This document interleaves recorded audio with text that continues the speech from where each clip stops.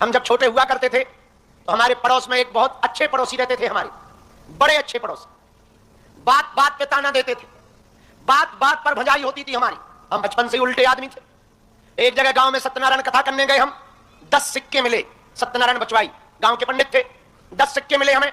हमने 10 सिक्के इकट्ठे लिए और पड़ोसी के चाचा को इतना जलाया, इतना जलाया। रात को 11-12 बजे तो आवाज ज्यादा तेज सुनाई पड़ती है, साफ सुनाई पड़ती है।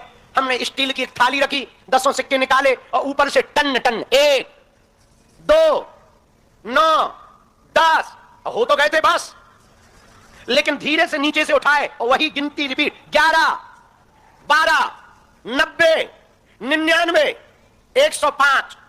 लगभग 2 बजे तक गिनती की, चाचा सोया ना। सुबह बोला, धीरू बाबा चाय पियोगे? हम समझ गए रात के सिक्कों का कमाल बोल रहा है।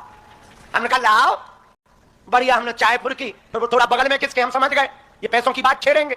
समझदार तो थे ही अपन, आदमी तो जन्म से ही टेढ़े हुए थे, तो हमें समझ तो थी ये पैसों की बात करेंगे। हमने धीमे से वो सिक्के जिस जेब में डाल रखे तो उसमें थोड़ा हाथ मार दिया, अब वो बच गए। तो उन्होंने कहा कि आज रात को तुम बड़े जगते रहे क्या? तो हमने भी कहा चाचा क्या बताएं, आंख लग नहीं रही थी, सोचा कुछ काम कर लिया जाए।